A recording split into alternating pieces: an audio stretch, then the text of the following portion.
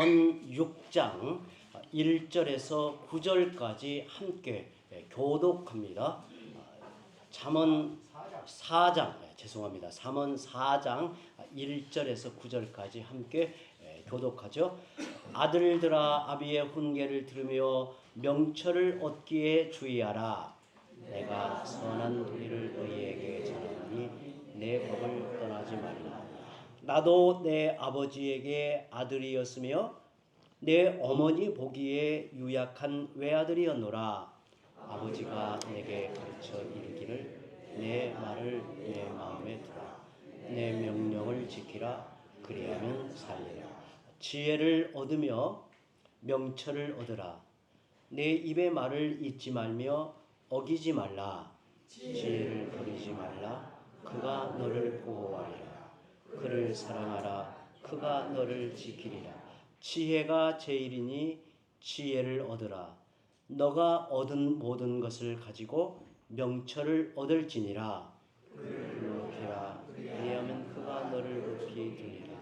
만일 그를 품으면 그가 너를 영화롭게 하리라. 함께 있습니다. 그가 아름다운 관을 내 머리에 두겠고 영화로운 면류관을 내게 주리라 하셨느니라. 아멘, 아멘.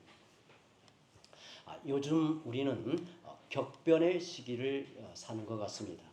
매일 보는 속보 뉴스가 둔감해질 만큼 요동하는 시대를 살아가고 있습니다. 더구나 무분별하게 들려오는 가짜 뉴스나 음모론에 분별력을 잃기 쉽고 영적 어두움에 빠져드는 것을 봅니다. 특히 요즘 많은 사람들이 이 핸드폰을 이제 주로 사용하고요, 또 유튜브를 많이 이용하는데요.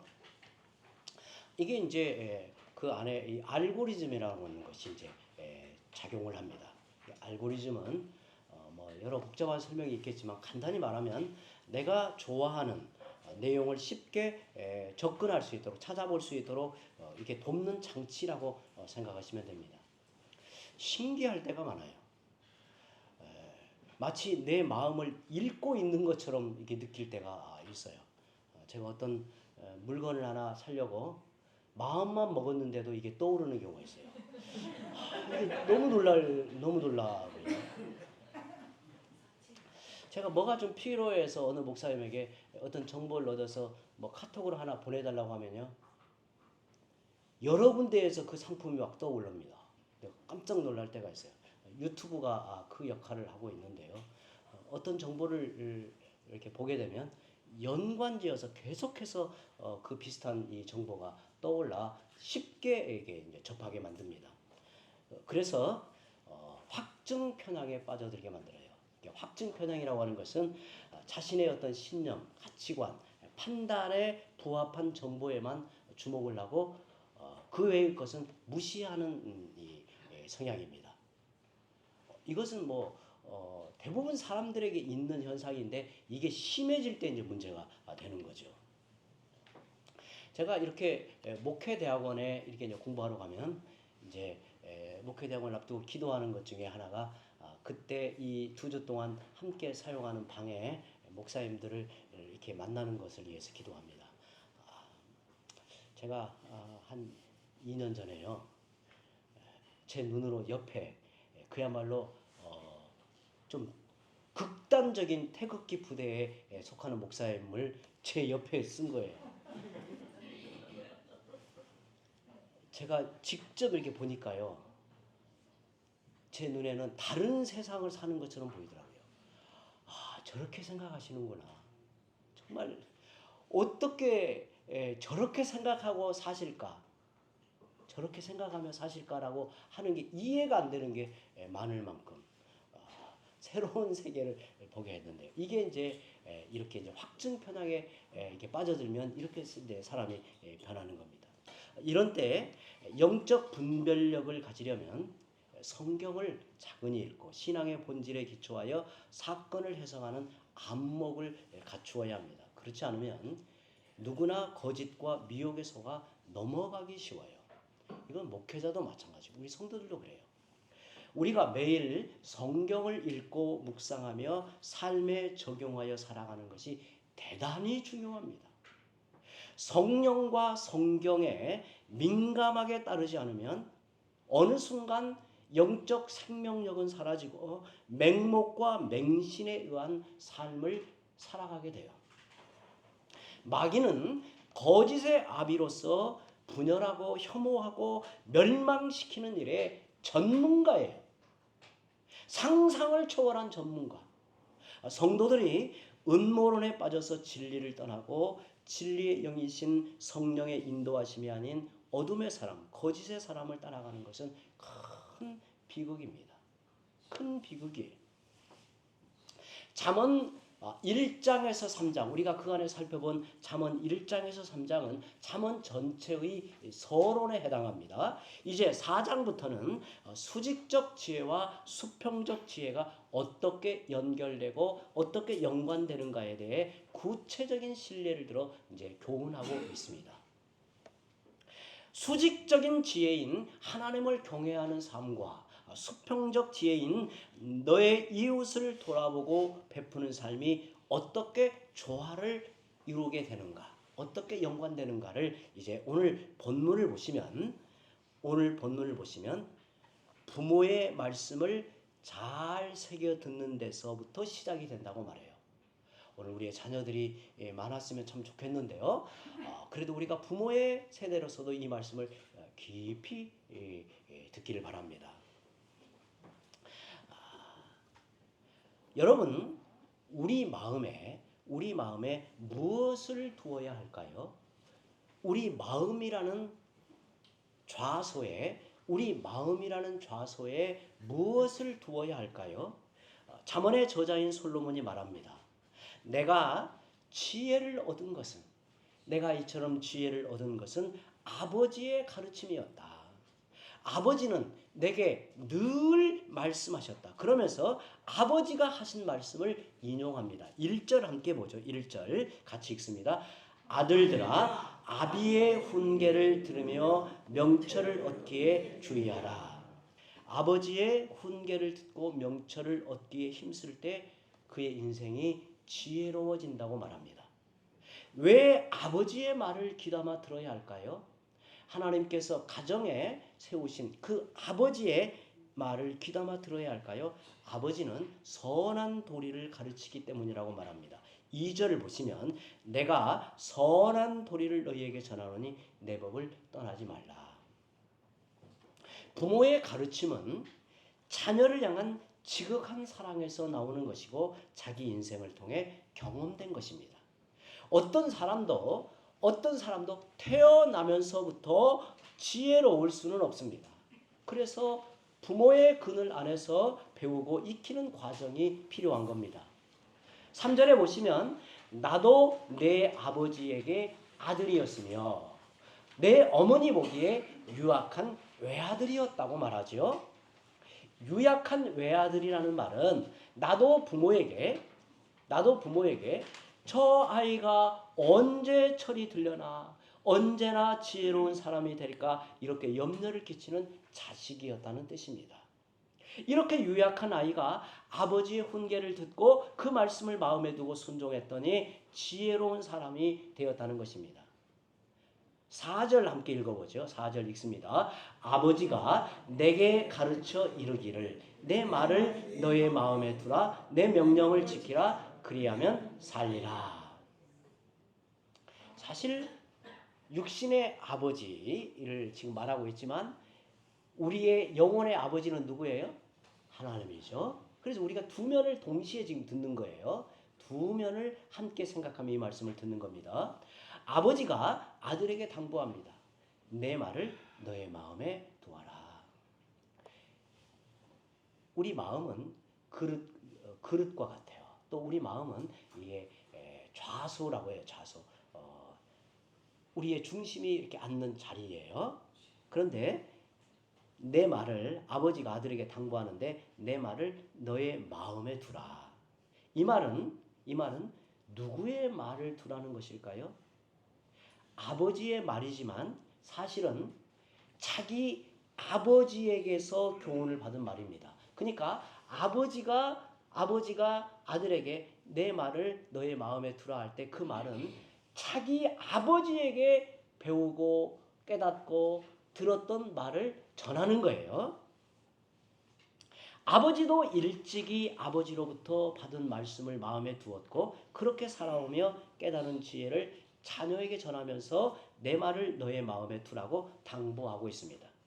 이와 같이 계속해서 아버지로부터 아들에게 내 말을 너의 마음에 두라고 전해지는 내용을 가리켜 이제 전문적인 말로 전승이라고 합니다. 전승.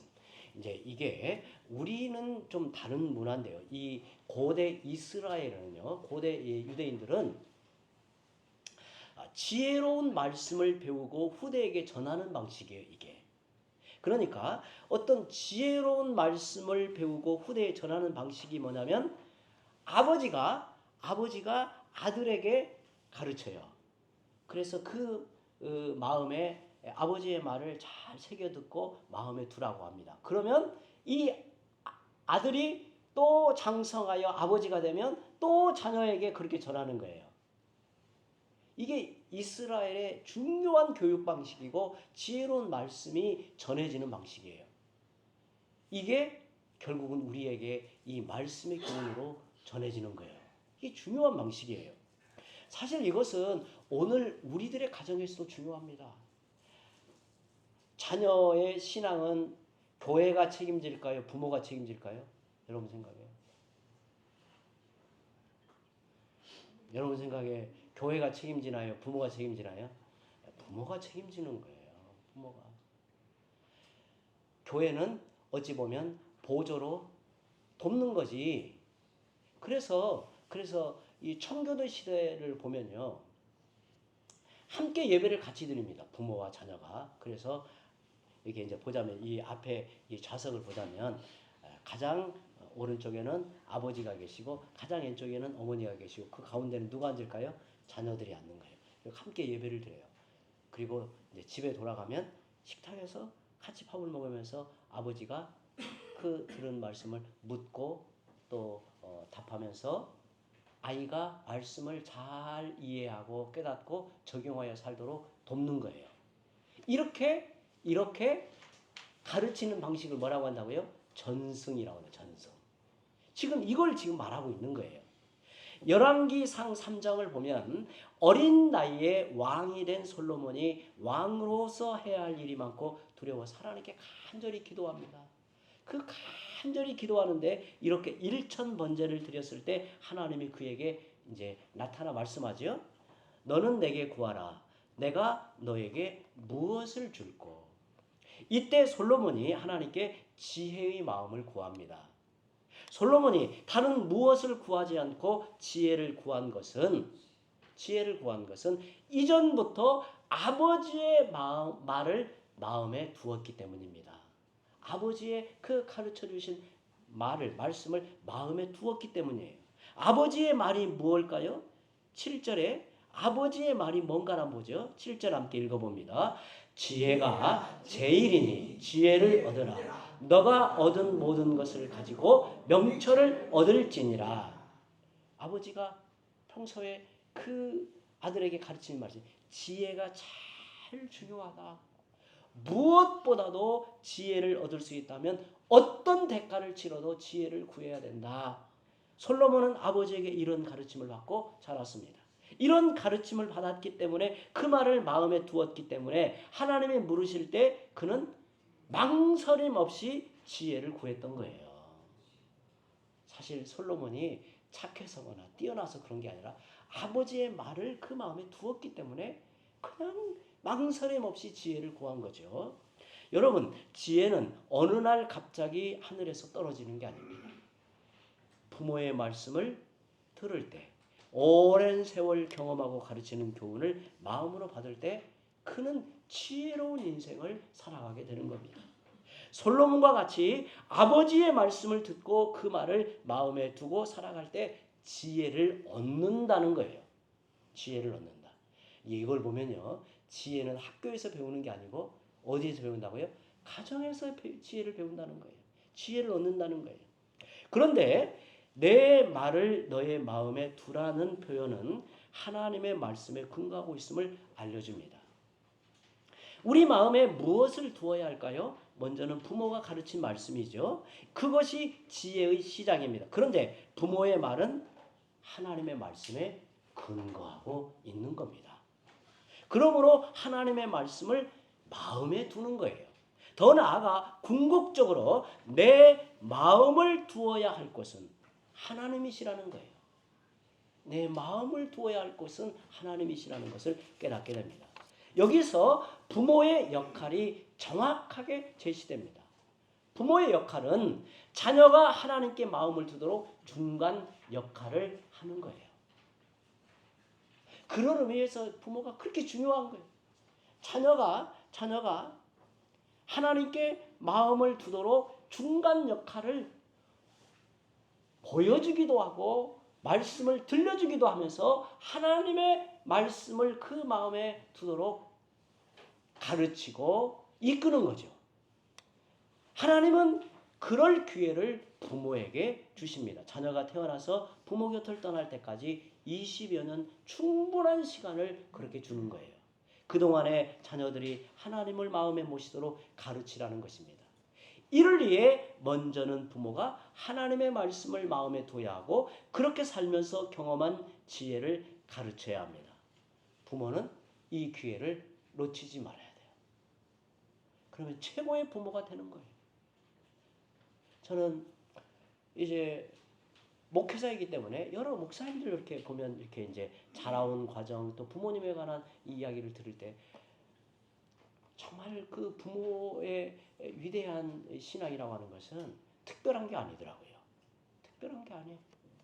정말 이 아이의 마음에 하나님을 각인하듯이 이렇게 이끄는 거예요. 그래서 평생을 하나님을 떠나지 않도록 하나님 안에 그의 인생을 두는 거죠. 심어주는 거예요. 여러분, 우리의 마음을 어디에 두어야 하는가? 이것은 우리의 모든 삶에서 중요한 문제예요. 자기 삶이 혼란에 빠지고 방황하는 이유가 뭘까요? 때로 혼란스러운 이유는 마음을 어디에 두어야 할지 모르기 때문입니다. 그런데 잠언은 말합니다. 너의 마음을 둘 곳은 하나님이시다.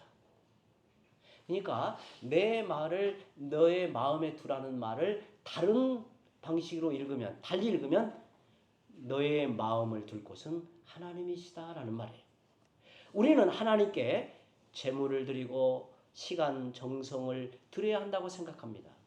그런데 하나님은 더 근본의 문제를 이야기합니다. 이러한 것들은 형식이고 핵심이 마음이라는 거예요. 그러니까 우리가 이렇게 헌상을 하는 것도 사실은 하나님께 돈을 드리는 건 아니죠. 하나님이 돈이 부족해서 받나요? 하나님이 돈이 필요해서 받나요? 이것은 수단이고 형식이야 말이죠. 여기에 무엇을 담으라는 거예요? 마음을 담아 하나님 앞에 드려주는 거예요. 마음이 없는데 드리는 것은 성경에 위선이라고 말합니다. 무엇보다도 마음을 드려야 합니다. 그런데 마음 중에서도 어디를 드리라고 말하냐면 내 마음의 중심을 드리라. 마음을 드려도 어디를 드리라고 하냐면 중심을 드려라고 말합니다. 나의 중심을 하나님께 드려야 합니다. 여러분, 하나님은 작은 주인이 아니에요. 내 마음의 주변 것으로 만족하지 않으십니다. 마음 중에서도 한가운데 중심이 드려질 때 하나님은 그 마음을 받으시겠다는 거예요. 제 마음의 중심을 드립니다 라고 말하며 그 말을 지키는 것이 이게 충성이란 말이에요. 이게 충성이라는 말을 한자로 보면요 굉장히 재미있습니다. 이 충자가 마음의 한 가운데를 의미하는 말이에요. 그러니까 가운데 중에 마음 심자를 밑에다 쓰잖아요. 그래서 이 충이라는 말이 마음의 한 가운데를 의미하는 거예요. 그리고 성은 이 성자가 말씀 안에 이룰 성자를 이렇게 조합해서 쓰잖아요. 그래서 제 마음의 중심을 하나님께 둡니다 라고 말하면서 그 말을 이루는 것, 즉 실천하는 것이 뭐냐면 충성이라는 말이에요. 왜 신앙생활하면서 신앙이 멈추어 있는 것 같고 메마른 신앙에서 벗어나지 못할까요? 하나님께 내 중심을 드리지 않기 때문입니다. 하나님께 내 중심을 드릴 때 하나님과 인격적 교통이 이루어집니다. 마음과 마음이 통하면, 하나님의 마음과 내 마음이 통하면 기쁨이 일고 평안이 있고 충만함이 일어납니다. 하나님은 우리의 중심이 드려지기를 원하십니다. 그렇다면 하나님은 왜 이렇게 충성을 중요하게 보실까요? 왜 이렇게 충성을 중요하게 보실까요? 충성되이 행할 때 우리 마음이 리셋되기 때문입니다. 이게 이제 컴퓨터에서 문제가 일어나면요, 리셋 버튼을 딱 누르면 초기 상태로 딱 돌아가요. 근데 최근에 제가 아주 재밌었던 일이 뭐였냐면요, 지난 여름에, 이건 겨울 말고 지난 여름에 레이기를 공부하는데요, 그 가르치는 그 교수님이 그 리셋이 된다고 하더라고요. 근데 뭐에 리셋이 된다고 했냐면, 이스라엘 백성들이 대속죄일에 대제사장이 이스라엘 백성을 위하여 속죄의 제사를 드리잖아요. 그러면 대제사장이 속죄의 피를 가지고 지성소에 들어가서 시은소에 그 피를 드리잖아요. 피를 뿌리잖아요. 그리고 속죄의 어린 양을 택하여 이 제사장이 기도합니다. 이스라엘 백성의 모든 죄가 이 속죄의 양에게 전가되어 이 양을 광야로 이제 내보내요. 그럼 이제 맹수들에 잡혀 죽임을 당합니다. 그런데 대속죄일의 의미를 그분은 딱 한마디 이렇게 말하더라고요. 그것은 이스라엘의 리셋이라는 거예요. 그 굉장히 의미 있게 다가오더라고요. 그러니까 이스라엘 백성이 이런 죄 저런 죄를 짓고 이스라엘 백성이 하나님 앞에 부름받은 그 본래의 자리에 회복이 된다는 거예요. 그래서 이스라엘 백성들은 속죄를 그렇게 감격하여 그 속죄의 은혜를 입어서 새로운 삶을 시작한다는 거예요. 그런데 이번에 누가복음을 가리키는데 또 이 리셋을 또 말하더라고요. 특이하게. 근데 이번에는 어디에서 말을 했냐면요, 그 2주 동안에 예수님이 유월절 만찬을 가지면서 그 떡과 포도주를 이렇게 취하여 감사 기도하고 내 살이다, 내 피다 하시면서 성찬을 제정하여 주잖아요. 그게 신자의 리셋이라는 거예요. 의미가 아주 그것도 의미 있게 들리더라고요. 그러니까 우리가 성찬을 행할 때 우리가 성찬의 떡과 잔을 받잖아요. 그래서 우리가 그리스도를 먹고 마시며 하나님 앞에 언약 백성으로 새로워지잖아요. 은혜를 입는 자로 쓰잖아요. 그런데 이게 뭐냐면 우리를 부르셔서 하나님께서 리셋을 한다는 거예요. 은혜의 백성으로, 언약 백성으로 새롭게 하나님이, 그래 너희는 그리스도의 피와 속죄의 피와 부활의 능력으로 새로워졌다, 새로운 존재다, 새로운 인생이다 하고 세상에 우리를 보낸다는 거예요.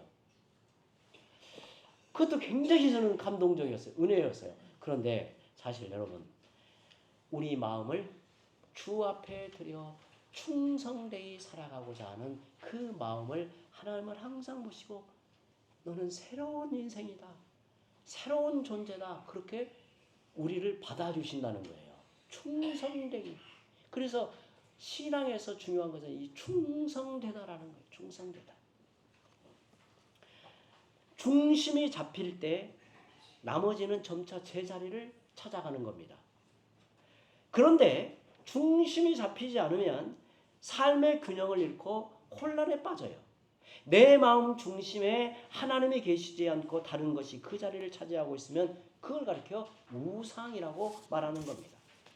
돈도 중요하고 일도 중요하고 건강도 중요하지만 하나님이 내 마음에 변두리에 계신다면 그게 문제라는 거예요. 내 마음 중심에 계셔야 합니다. 그렇지 않으면 내 마음이 균형을 잃어버립니다. 하나님이 내 마음 중심에 계시지 않으면 인생은 갈짓자를 긋는 거예요. 뭔가에 기울어져 있는 거예요. 그래서 그래서 곁길로 가고 말아요. 하나님을 정말 사랑하고 하나님께 내 마음을 드릴 때 비로소 가족도 일도 재물도 인간관계도 그 가치가 드러나게 돼요. 복되게 됩니다. 몸에 균형이 잡혀 있으면 그는 건강해요. 그리고 자연스러워집니다. 그러나 중심이 틀어져 있거나 한쪽으로 기울어져 있으면 그 사람은 건강할 수 없습니다. 점점 문제가 커집니다. 우리의 중심이 하나님께 있을 때 영적으로 지혜롭고 건강해집니다. 그런데 하나님이 내 마음의 중심에 계시는가를 어떻게 알 수 있는가? 하나님이 내 마음의 중심에 계시면 가장 먼저 뭐가 바뀌냐면 이 말이 바뀌어요. 말이. 성령 하나님이 계시는 마음에서 나오는 말은 신중하고 덕을 세웁니다. 고린도전서 13장에 나오는 사랑의 특성이 그의 모든 삶에 나타나요. 이 세상에 많은 것들이 내 마음을 지배하려고 다가옵니다. 여러분, 이 세상에 많은 것들이 내게 다가올 때는 다 똑같은 목적을 가지고 다가와요. 내 마음을 지배하려고 다가와요. 어쩌면 그것은 내게 중요한 것들이에요. 그것을 전부 외면하라는 말이 아닙니다. 다만 내 마음의 중심에 자리 잡고 나를 지배하도록 해서는 안 됩니다. 우리 마음의 중심에는 누구만 계셔야 된다고요? 하나님만 계셔야 돼요. 그러면 문제가 일어나지 않아요. 그러면 문제가 일어나지 않아요. 다른 무엇이 마음의 중심을 차지하고 있다면 그것을 내려놓고 마음을 바로잡아야 합니다. 여러분, 인생이 왜 이렇게 복잡하고 문제가 많나요? 내 마음을 어디에 둘 것인가를 깨닫게 하시는 겁니다. 그것은 내 마음의 중심에 두지 말아야 할 것이 있다는 신호예요. 신호. 인생이 왜 이렇게 허무할까요? 중심에 두지 말아야 할 것을 붙들고 살기 때문입니다. 그 중심에 하나님이 계시면 허무가 충만으로 바뀝니다. 세상에는 애착이 가는 게 많습니다. 우리가 살아가다 보면 세상에는 애착이 되는 게 많아요. 그러나 마음을 하나님께 드린 사람은 사랑의 우선순위가 분명합니다. 사랑의 우선순위가 틀어지면 문제가 일어나는 거예요. 또한 하나님께 내 마음 중심을 드린 사람은 내 안에 주님이 계시다는 사실을 확신하고 살아갑니다. 내 마음속에 주님이 계심을 의식하며 살고 있습니까? 기쁠 때 가장 먼저 감사하고 영광을 돌리는 주님이 마음에 계십니까? 슬프고 두려울 때 누구보다 먼저 그 마음을 토로하고 위로받는 주님이 계십니까? 주님이 계시기에 두렵지 않고 상황을 초월하여 평안합니까? 그 주님을 믿기에 담대히 나아갑니까? 이런 주님이 내 안에 계심으로 나는 행복하다고 고백할 수 있는가? 이걸 오늘 말씀 우리에게 묻는 겁니다. 신앙은 가치 정위다라는 명제가 있습니다. 이 정위라는 말은 위치를 정하다, 자세를 정하다는 말이에요. 신앙은 끊임없이 가치를 제자리에 바로 세우는 것이라는 뜻입니다. 가장 소중한 가치인 하나님을 중심으로 그렇지 않은 것을 변두리에 밀어내는 작업이 뭐라고요? 신앙이란 말이에요. 신앙은 단순하게 생각하면 돼요. 이 과정에서 괴롭기도 하고 눈물이 날 수도 있습니다. 하지만 이런 과정을 거쳐 하나님이 우리 마음의 중심에 계시면 그 삶은 복되고 충만해집니다. 우리는 살면서 많은 조정을 하고 살아갑니다. 구조가 잘못되면 구조 조정을 해야 합니다. 운전 중에도 핸들을 계속 조정해야 차를 똑바로 운행할 수 있습니다. 그러나 진정한 조정은 가치 조정입니다. 하나님께 내 마음의 중심을 두는 것, 내 마음을 빼앗는 것을 물리치고 하나님을 중심에 모시는 것, 그것이 가치 조정이라는 거예요. 이는 바로 후회 없는 인생을 사는 비결입니다.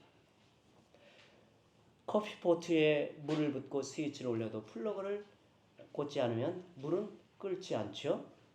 전기가 통할 때 물이 끓듯이 마음의 중심을 하나님께 두어야 하나님과 교통이 이루어져요. 하나님과 실제적 교통이 이루어지고 우리 영혼이 회복되고 생기를 얻고 충만해집니다. 늘어진 마음을 정비하고 하나님을 중심에 두시는 성도들이 되기를 바랍니다. 기도합니다.